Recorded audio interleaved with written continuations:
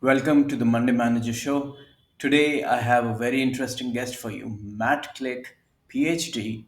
He has spent 2 decades in the global international development space evaluating various programs across many different geographies from Myanmar to West Africa and a host of other countries. These 2 decades have not been a very linear path for Matt. He has navigated a lot of ups and downs in this journey, and this journey has also inculcated in him a healthy dose of skepticism about the effectiveness of the current paradigm of global development. We delve into this and also Matt's career journey and the influences that shaped his worldview. I hope you'll enjoy the show. Welcome, Matt, to my fledgling young podcast. Thank you for taking out the time. Yeah, well, congrats on the podcast. I'm happy to be here. Yeah, I am really looking forward to speaking with you because the last time we spoke, it was many years ago. We were in rural Uttar Pradesh, and you had come as a visitor to one of our study sites in Shivgarh. And since then, I've been following your journey in the global development sector. LinkedIn. Read your posts, and now I'm a subscriber to your newsletter. So, Oh, okay. I didn't so realize. yeah. So the first question which intrigued me when I was preparing for this podcast was that you actually began your education as a Latin American studies student, right? Yes. So how Yeah. So how does someone doing that end up leading such large monitoring and evaluation programs and projects around the world? Just if you can just give some insight into that. Sure. Sure. I don't think they're as disconnected as maybe they might appear. So to me, it's easy from my point of view, of course, but there's a thread. I'll also note that, let's see, I got my Latin American Studies degree, so an interdisciplinary undergraduate degree in 1998, right? And I'd get my PhD in 2015. So there's quite a bit happened between then and becoming an evaluation specialist. A lot. But I think here I was still quite young, obviously going into undergraduate, and still quite naive. But I think what the Latin American studies reflected was my burgeoning interest in international affairs. And there are a number of steps when I was just a child that kind of exposed me to Latin American and made me really intrigued with the region, its politics, its history, its cultures. I think I was really taken by like the influence and the gravitas of indigenous groups, and yeah, just a very struck me as a very colorful history. I remember reading some books as I was in high school and learning just a bit, um, but really it was a spark for a greater interest in international affairs, really of many different kinds. And again, that degree being interdisciplinary meant that we went into the anthropology of things, the history of things, the economics of things. So I think that was also really useful for me to see the different disciplines applied to that space. Um, yeah, many intervening steps between then and the PhD, too many to go into, Yeah. but I would eventually, after an initial career, really go back and study resource economics, and then my PhD in political economy. And even there, my dissertation was focused on local governance, but it took place and all the field work was in Guatemala. Um, it I think, and I tried to extrapolate some of the findings there to other places, or at least its applicability of some of the things I was discussing to other places. But the PhD, of course, it turns into a researcher, and I really became a researcher and an applied researcher, Mhm. and dwelled more on the questions of development, of course, and Yeah. just poverty reduction, And I was always interested in some of the processes beyond sort of macroeconomic stabilization or even the microeconomics Mhm. of development and more into the sociology and the politics and the Right. I don't know, some of the facets that I just felt like were softer, were fuzzier, but I nevertheless felt had a really important bearing on Yeah. how things take place. Yeah. So to me, they're connected. And what surprised you the most when you transitioned from the learning about development and you did your PhD to actually then working full time in the international development Hmm. space? Like, was there anything that took you by surprise about how the space actually operates? That's a great question. Um, for sure there were. I think one thing is, you have this, you could call it a luxury, maybe it's a curse, but as, a doctoral student, there you are, and you're on the outside and you're reading lots of different criticisms, critiques, defenses of development, sort of the writ large, the big policies, right? And the big multilateral institutions that we sort of assume influence things. You read less moment to moment about sort of the individual NGOs and their agenda. USAID, of course, was a player. Maybe occasionally you'd read a graylit piece from them, but to then back, I do feel as though I then backed into development and evaluation just sort of by nature of my training, and then looking for work outside of academia. So I always brought to my work, and then I don't think it's a huge mistake that I ended up in evaluation. So there's still sort of this critique component. You're still kind of supposed to be independent, supposed to be objective and assessing program to program. But I do think I brought with me this sort of skepticism. Hopefully, it was a Right. healthy skepticism, but a skepticism about what programming could do. And uh, so, in that sense, some things didn't surprise me, but in another sense, yeah, I think the the administration of it all, and the burden of that all.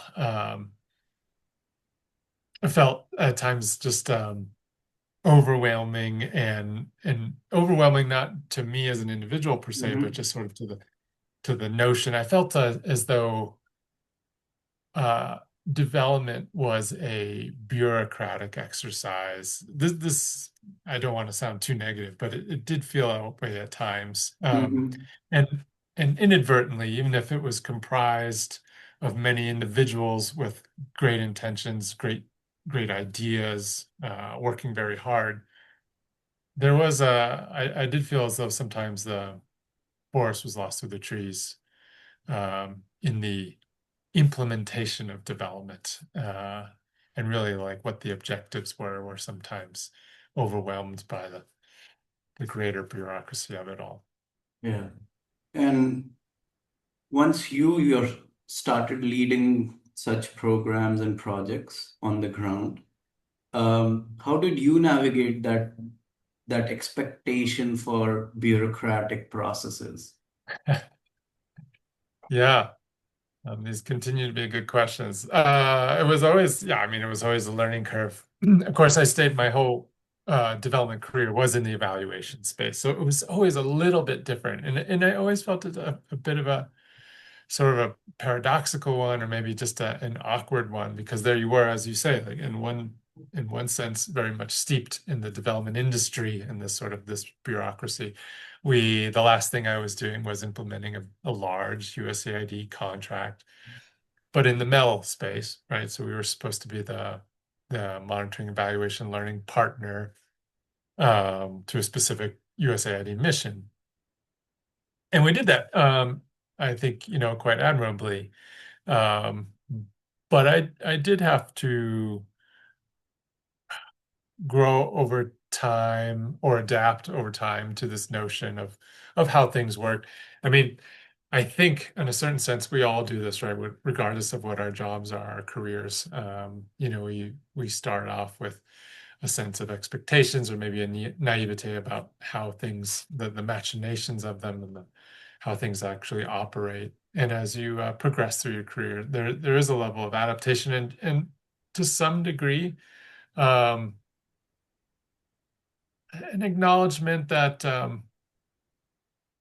the best way to change things is still within the confines of this architecture, and at least in my role. And then there are those academics who are still in their seats in academia who can maybe have, they have either their evidence to draw on, and they can make their critiques. But yeah, I was steeped in it, and as an evaluation specialist, I don't want to overstate this because I think I struggled with the limitations of my role at times.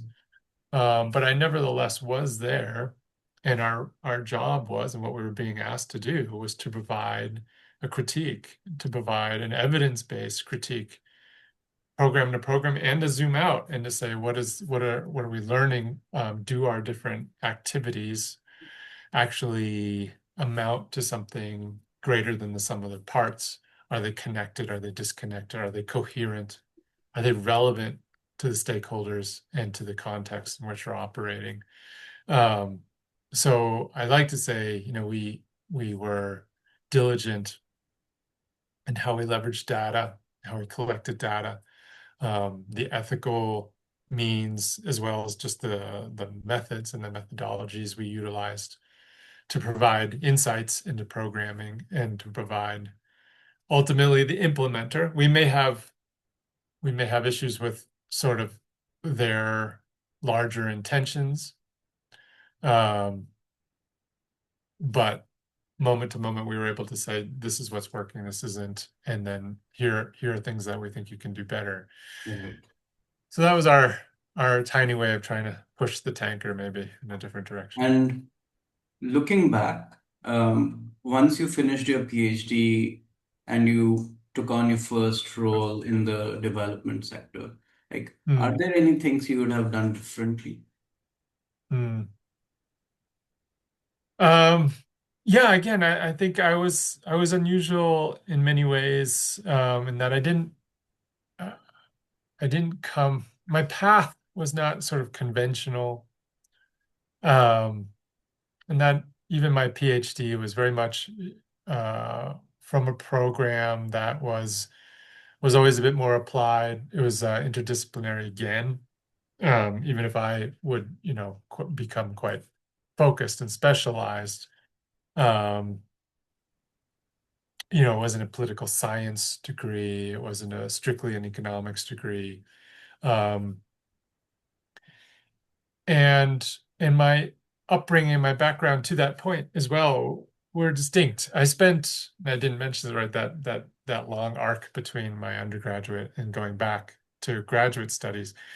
I spent short career, mini career in the trades. I was working in the maritime industry, because I grew up on the water and I grew up in the ocean. It's just something I sort of fell into after college. But I think, and then I did some individual travel or just personal travel, in that span of time. And I think to this day that those experiences, excuse me, continue to shape how I think about sort of our economy, how I think about development. In other words, I didn't come with sort of uh, a sort of epistemological or really well honed idea of like this is what development should be or how it Mhm. works. And to this day, I kind of consider myself someone who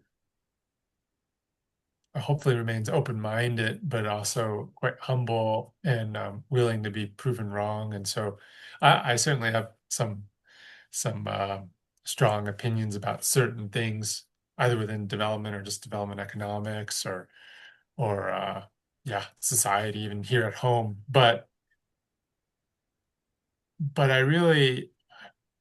I'm sorry, this is a long-winded way of answering your question, but I think I had to, even coming out of my PhD program, work a little bit harder and do some things differently than maybe someone on a maybe a more conventional path from university to PhD in Washington, D.C., having interned at the bank or a U.S. government institution or even USAID itself.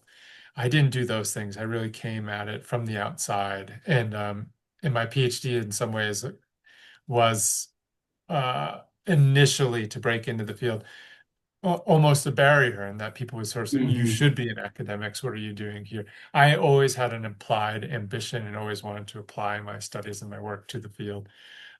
So it's a difficult one for me to ask, but I had to kind of make my way into it, and evaluation was the most applicable place. There were times when I wished I was maybe doing something more on the inside of an organization to design programs or work with colleagues, either at home or overseas, to think about how things could be implemented rather than just sort of judge from the outside. I sometimes wish I had that opportunity. I never really did. So maybe that would be something different. But anyhow, yeah, chips fall where they may. Yeah. And you probably might not have had the perspective that you have today if you had followed that conventional path. I'm certain I would. I'm certain I would. I don't know necessarily what it would be, but I'm certain it would be different than what I have now. Yeah. Because I also I went to business school, and then straight after that I ended up working in newborn health. So like Yeah. very Okay. different domains, Yeah. and so I completely get very How interesting. All right. You'll have to tell me how you what you're navigated that. uh, Yeah. trying to say. So, Matt, you've worked in many different geographies around the world, on projects, on mail projects, and even in Myanmar and other places. So, what have you observed about how is development being done in those different places? Oh, that's a huge question, of course. And Because from the outside, like to lay people, just trying to study this or things, they would think, okay, this is the way development is done, and then this is the process, and then you just roll it out everywhere, right? yeah. But you and I know it doesn't work like that. So, what have been your observations about? Oof. Yeah. Um, that's a difficult question just because it comprises so much. I mean, I think Whichever angle you development. are most comfortable talking about. Oh yeah, no, it's a good question, and it's hard for me to encapsulate how development is done. Partly it depends in a good way. Partly it depends on the context and the situation in the region.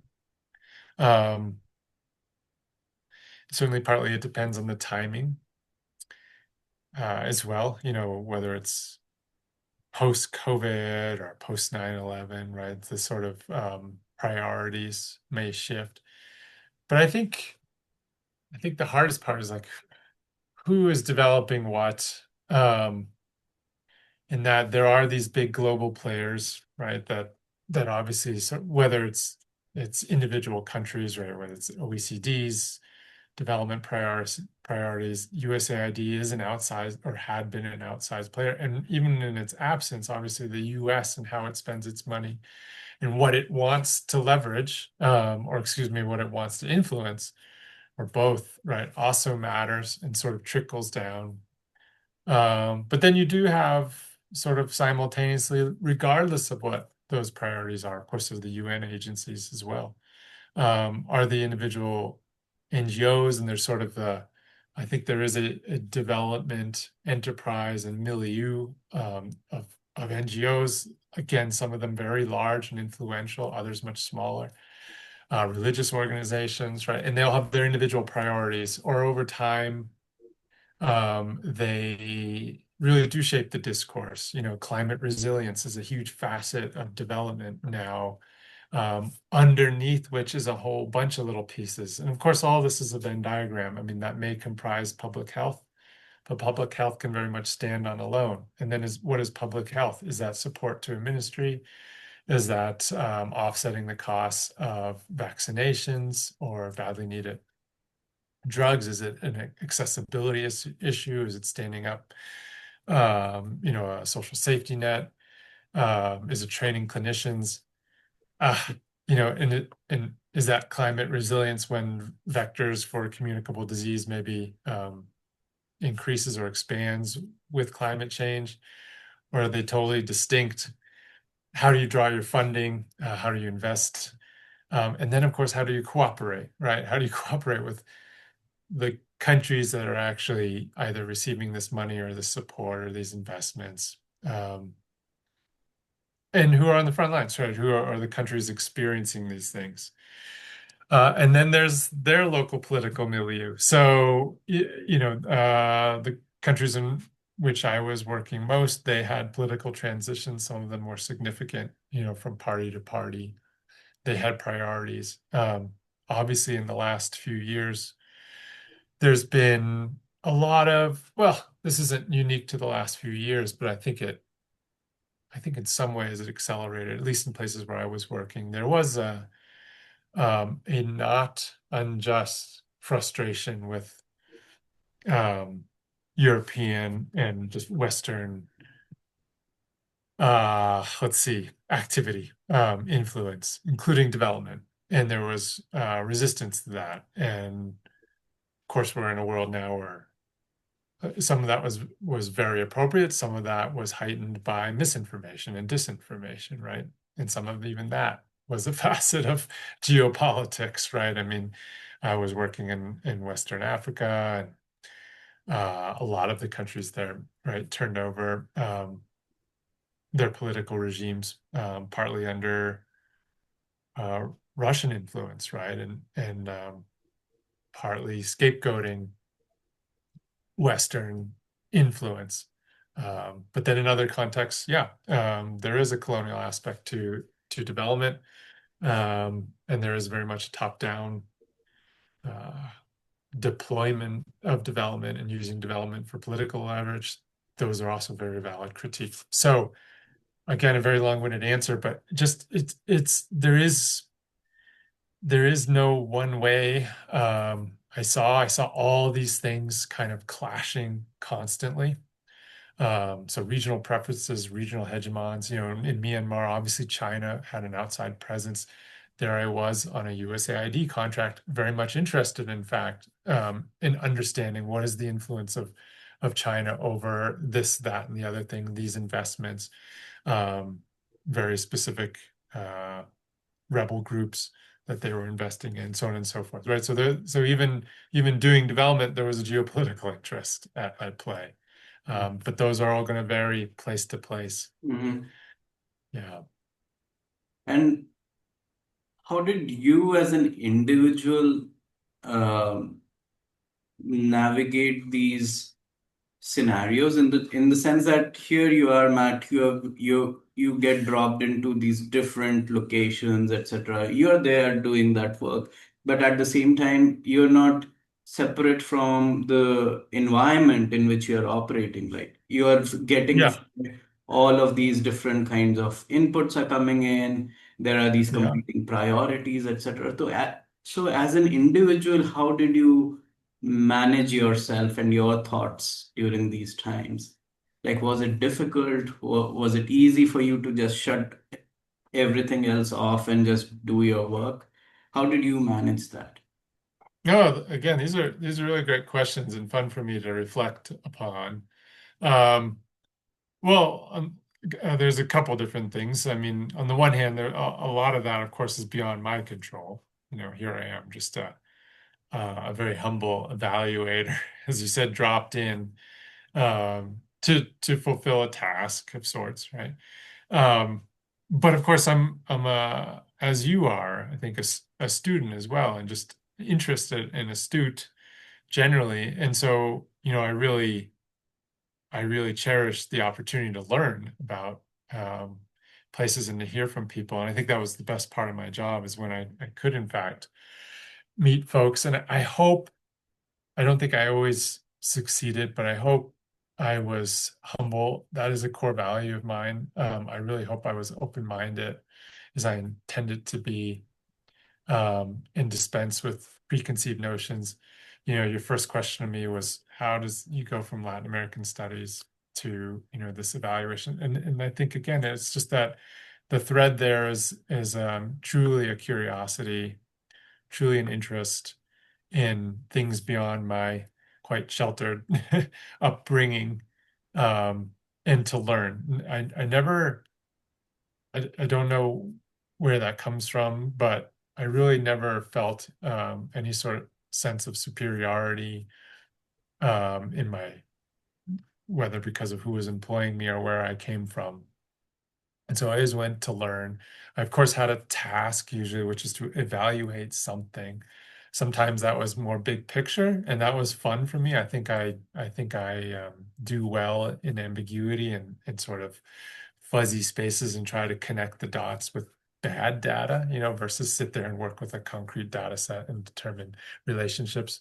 I kind of enjoy trying to see what is the stuff that's out of focus. Um, so that was easy for me. I have timetables, I have a deliverable, and I have a client who's asked me to do something. So I could compartmentalize. Mm. But again, I really enjoyed my travels and enjoyed the opportunity to learn and meet folks and to dispel what preconceived motion notions I did have of a place or of an activity too. Right. And what So, when you're working on these kinds of projects, there are multiple different dimensions at play. One is, who are the local stakeholders, etc., the local stakeholder environment. The other is the funders' environment. What are their expectations, etc. And here is your organization in the middle, learning to navigate the two realities at the same time.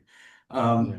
So, what have been, you have worked at many different organizations in the MEL space so far. So, Mm. what have been your learnings about how these organizations themselves function that Mm. and what are the levers that lead to successful execution of a MEL project? Oh, yeah. Yeah, I guess levers through which they work can again vary. Um, I feel as though, of course, Mel has several different facets itself, and as you've already probably intuited, my role is a little bit distinct from, say, the RCT specialist, that obviously had sort of an outsized place within Mel. And I was always, again, sort of I couldn't help myself, right? Bringing my political economy training. Um, and again, just sort of my background, my curiosity. I was always kind of going beyond the numbers or just deploying different methodologies. And some organizations really liked that. Some organizations needed an RCT and had set up their work to be evaluated through a randomized control trial or other experimental methods. And that's perfectly fine. But I guess maybe that's to answer your question. Maybe that's in there somewhere is the answer, which is different organizations had an expectation as to what Mel could provide them. Right. And I think sometimes I bristled at that. I think I bristled at Mel being sort of utilized to either cover something or of course checking a box is sort of the mantra or dismissive terminology we would use. And there absolutely was some of that. But on the other hand, I worked with lots of folks on the receiving end of our evaluations who were truly, truly committed to try and understand what they're doing. Here they have um, moved themselves overseas, right, or are raising their children overseas in a different environment, and often working very, very hard trying to accomplish something, and often very much in tandem with local communities and local interlocutors and other stakeholders, and very cognizant and themselves open-minded and willing to be I don't know if proven wrong is the right phraseology, but wanting to learn and wanting to do best with the resources that they have.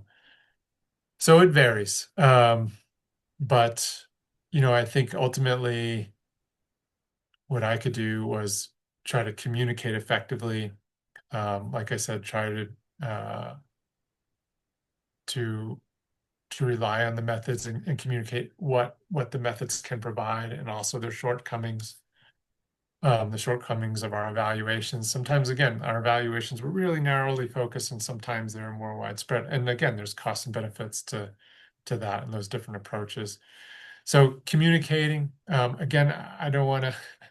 I can think back to some times when those efforts broke down and I wasn't successful, and you know, I reflect on those moments, but hopefully learn from them, and I really prioritize now active listening, empathy, and communication to try to understand uh, what is effectively a client needs and is trying to learn and hopefully provide that.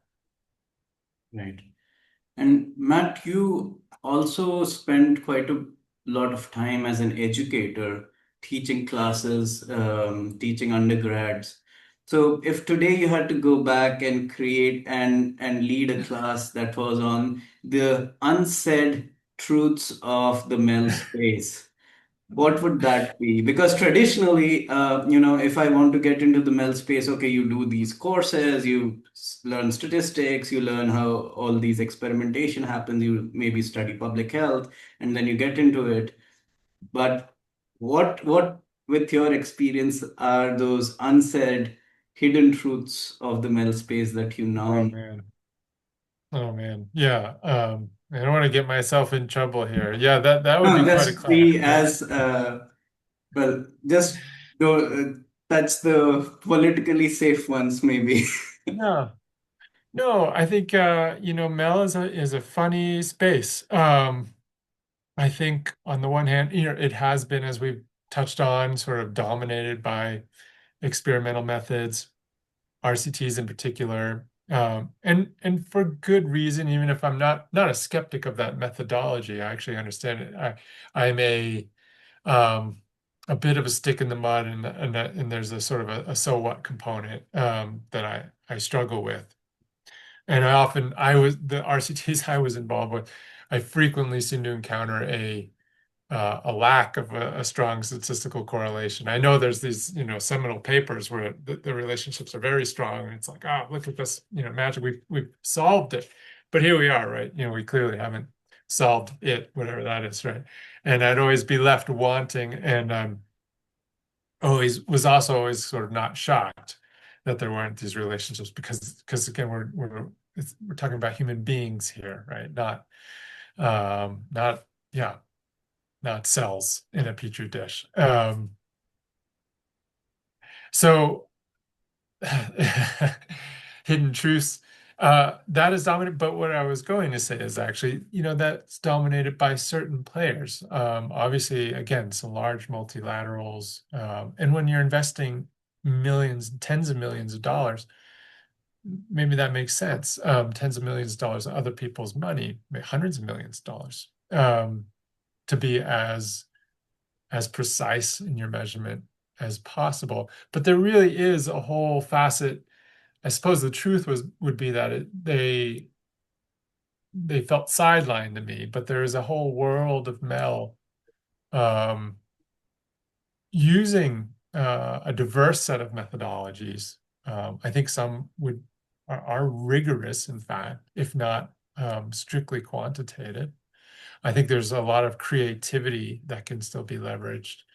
And it's just sort of what is the appetite of the client? And maybe that's a hidden truth is that ultimately there's a client and you're providing a service and there's a budget and your budget is going to limit you in some ways. Right. And there's going to be a political appetite for your findings. And some of what you say may not be appreciated or really wanted, and frankly, may not make a difference, and there may not be adaptation based on your findings, which is right, the goal to always be constantly improving and doing a better job. But I would just say, the Mel space is too complicated, too varied to sort of encapsulate and say this is how it works. And that's a good truth. I do think it's been dominated by certain things, but I'll always be surprised at coming across a paper or report that used a really unique and exciting methodology and just tried to, in an effort to really try to understand the puzzle. And that's I think the best use of Mel's place. No, the reason I asked this question is because now, as I reflect on even during university and in business school, what I learned about how businesses can help um, the bottom of the pyramid, as they say, and things like that. Mm, I realized the disconnect that exists between, at least at that time when I went to school, that existed between what was taught and versus the reality. And one of the things that I really disagreed with my professors was this whole idea of base of the pyramid business models and mm, how they are so good in terms of helping people. Where the whole idea was if you have a $20 product, just figure out a way to sell it in $1 sachets to people, and mm, suddenly you are helping save the world. But the thing that I realized was, people in poor situations, etc., they cannot consume their way out of poverty, right? They have a limited amount of funds to deploy to improve their situation, and just selling them more products, etc., is not going to, transform their situation. Even though you might present it in a way that, oh, you are doing such a great job in your CSR reports, it might appear in a certain way. So yeah, those are the disconnects that I observe. And that's the reason why I asked you this mm, question about hidden truths. Because students do need nowadays to know a lot more about the real environment in which they are walking into, not just the theoretical one. yeah, yeah.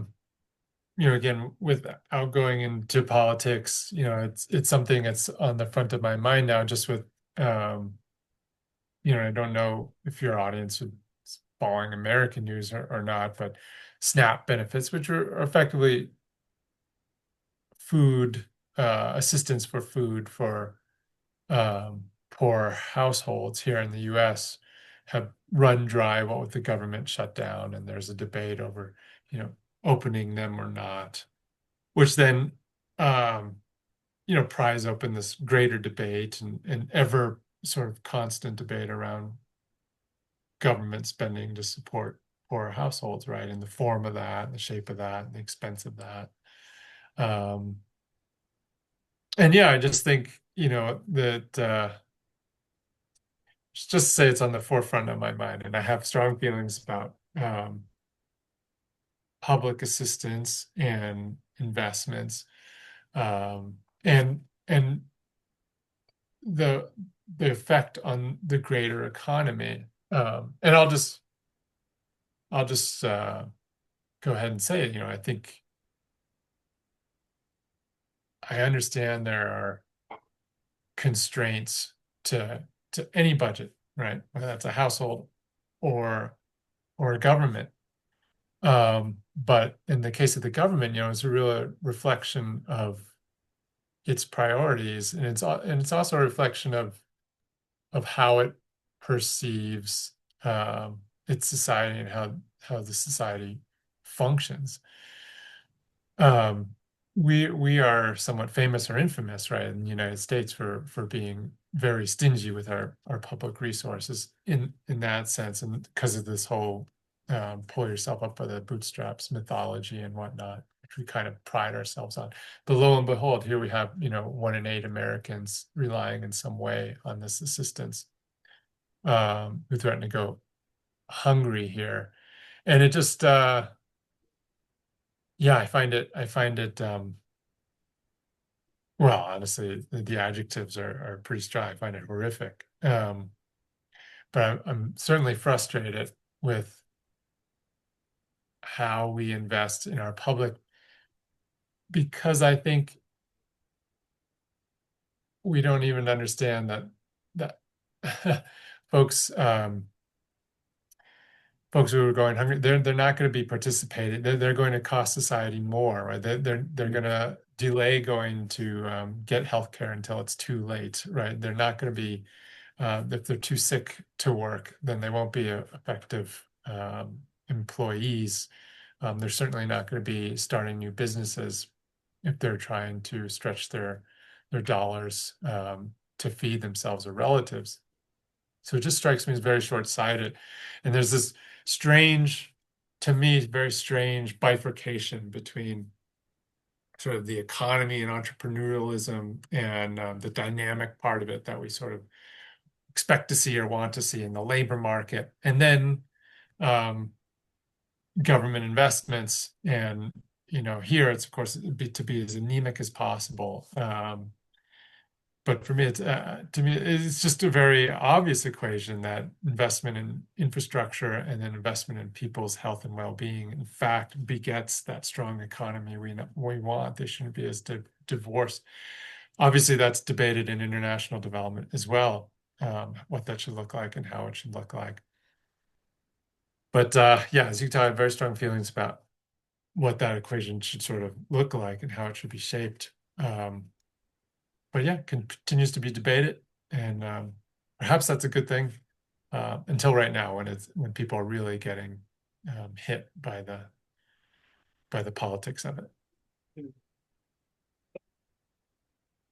Matt, now as of today, looking back at your career, how did you navigate the different stages of your career? Like, did you, after your PhD, once you started in international development, did did a clear path appear to you, or was it again a lot of different connections that happened, and that's how your growth happened? Like, how did you chart your career to where you are today? Yeah, no, yeah, no clear path, um, and in keeping with the times still, right? No clear path. It's always been, like I said, I didn't take a conventional path to my career. I think that was in some ways good, in some ways bad. Right? And then I kind of had to convince others that yeah, I can do this work. Um, so I don't think I charted it per se, but I do think I had a strong sense of uh, well, I did have some priorities and I did have preferences, and I do think those guided me, and I do think I had I don't want to call it an ideology. That sounds too strong, but I do, like I said, I had strong opinions about development and things we could do, even in the MEL space, better to help clients. And those guided me. So I wanted to be in a place where those were valued, of course, where my training was valued and my perspective was valued. And I feel lucky to have landed in those places. Um, yeah. So. And was it easy for you to find such places? No, not necessarily. There is some experimentation involved. But each step of the way, you learn something. You learn something about yourself. You learn something about those priorities, right? So it's always a push and pull, or there's a tension there. I think I could have perhaps laid those aside and had a more sort of conventional career, but yeah, it was important to me that I was in a workplace and a work environment as well that I sort of um, that shared that same sense of how we can work effectively and what collegiality means and what leadership means and things like that. And so I think we've all probably been in those places that fit us better than others. That doesn't mean that, you know, that says as much about me as those former employers. Um, good or bad, right? I learned, I'm sure I came up short at times for them. But I think ultimately what guided me, yeah, was less career ambitions and more, again, being in an environment that I think I felt comfortable in and shared my values. And there were places where I could sort of exercise my strengths. I do feel like that's where I was before USAID was terminated. So I'm really happy about that. Sad, of course, to lose it, but happy that I had that chance.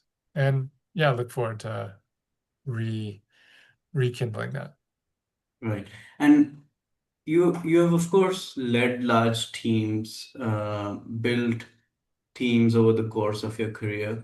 And did you always find team members who were in this domain for due to like you a strong sense of cause and purpose, or were there team members in here because they had certain skill sets and they could use it well? How did you manage those kinds of prior competing interests with which people come into this space as a team leader? Yeah, great question. Yeah, I mean, of course, there was that spectrum of again priorities. Again, we all have our individual priorities, our individual ambitions. I think for the most part, development is pretty unique like that. I think most part, in some ways, driven, even if the industry can sometimes blunt that at times. Individuals are driven by that same curiosity, that same interest in international affairs.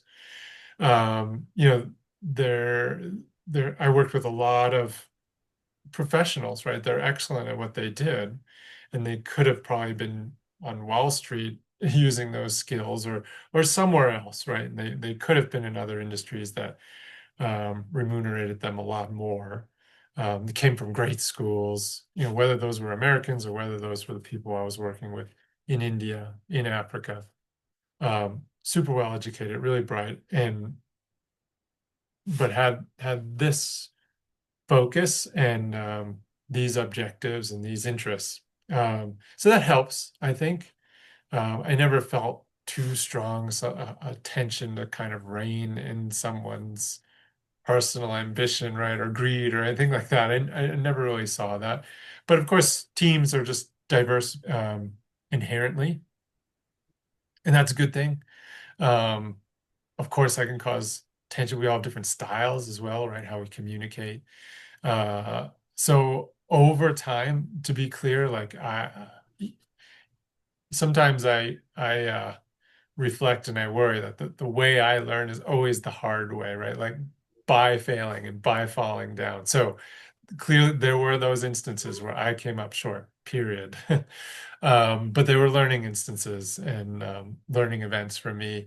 And I think over time I learned to really value those differences and instead of trying to control them, in fact, welcome them and just acknowledge that like people communicate differently. Everyone's imperfect. People have hear one thing, and that we're not always on the same page. That's just like being human. And so really it's just a combination of patience, empathy, trying to communicate as much as possible, trying to uh, see if, you know, what I'm communicating is in fact resonating, makes sense. What I think they heard is what in fact they heard, right? Which you can only do by checking in, um, learning about people, learning about, you know, what's stressing them out, what motivates them to. But all that was a very long learning curve, to be clear. I think again in my last position we were really starting to hit our stride in that, and the company I was working for invested in us and they actually gave us some trainings which I found to be very valuable, and to this day, whether it's on my job search or some of the part-time work I'm doing with some coaching, you know, I still really draw upon those lessons. So yeah, my style is one to be to hopefully listen, and to really value the sort of individual inputs from everyone. Everyone really has unique strengths that they can bring to the table, and the more we can let those flourish, you know, the stronger we'll be. Right. And Matt, you have spent such a long time in the Mel space. Um, has that analytical way of working also seeped into your personal life? Like, do you approach personal challenges also with a spreadsheet and open up some R for data analysis? Yeah, yeah, no, it's a blessing and a curse. Uh, yeah, right, especially now, right, where I'm thinking a lot about public policy, economics, economic development from a domestic point of view. Um, and so I spend an inordinate amount of time reading and learning and analyzing. So yeah, that's me. That's what I guess makes me tick. There are shortcomings to that too, and then ironic that might make it sound like it can. I've got it. I'm figuring stuff out, and sometimes it's just the opposite, right? So there's a downside too, which is there can be too much information, and you can be yeah, make mistakes. So just still trying to be humble, still trying to learn, trying to minimize my mistakes. And Matt, how do you um, like when we first begin our career, when we are well, for you, it maybe when you were doing the maritime work, like when you're a junior, you just have a lot of people telling you what to do, etc. But as you rise up in seniority, a lot of what makes the difference is how you manage your time, how do you allocate time for Hmm, doing some deep hmm, work, etc. So, have hmm, you developed some such certain practices for managing your time that are hmm, different from how you did it in your early years? hmm. Yeah, I mean, certainly they evolved. And to your point, I think as you evolve, yeah, there are more things, your responsibilities evolve, and expectations of you appropriately evolve as well, right? So I did have a different level of reporting, whether that's to the client or to the executives. And then I'm supervising people, so they have expectations. They also need things, directives, decisions to be made. Um, but honestly, no magic bullet. Entire managing my time, I never found particularly difficult per se. Obviously everyone, at certain times sort of feels overwhelmed or deadlines kind of clash, and those are stressful moments, period. But again, I think for anyone, I don't want to sound repetitive or trite, but honestly, the biggest difference for me was just figuring out how to communicate things to all those different stakeholders. So rather than time management, I think for me it was sort of communication management. Right. What did someone need to know when, right? Um, so, my bosses would need to know things. Client needed to know things. My team needed to know things, different things at different times. And I think trying to keep on top of that was the priority. And no magic bullet. I mean, there are tools, of course, um, project management software and whatnot that I would utilize, but those always just felt like ways of formalizing what we were already doing informally, and more it came down to being tactful and thoughtful about what you said when and to whom. And those are just sort of in the moment strategic decisions, right? Sometimes it's withholding information. I'm not trying to suggest that I ever like intentionally withheld anything bad, but maybe someone doesn't need to, because will it cause Yeah. undue concern? Maybe I need to know more information before I go either to the client or to my team or the executives, so I can provide a fuller picture, right? So maybe it's making that decision of like, I'm concerned about this, but I'm gonna take 24 more hours to try to gain more information. So yeah, um, again, to summarize, I suppose, less time management, more more communication management. No, that's very well put. My final question to you, Matt. What makes you happy these days? Oh, thanks for asking. Well, first of all, these have all been really tough questions. I hope I haven't been, I know I was too long-winded, so thanks for your patience while I tried to wrestle because they're very thought-provoking questions. Um, what makes me happy? All sorts of things. I love spending time with my dogs and my wife, and tending to our little house and our garden. I really enjoy that. I enjoy being outdoors.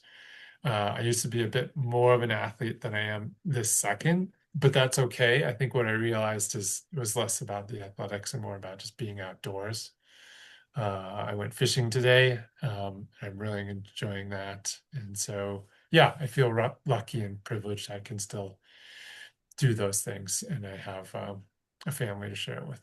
So, Thank you. Thank you for taking the time, Matt. I really enjoyed our conversation, and I hope you did too. yeah, I did. I did. Yeah, again, thanks for your patience. Those were great questions, and I'm sure I'll think of all these much better and more concise answers tonight.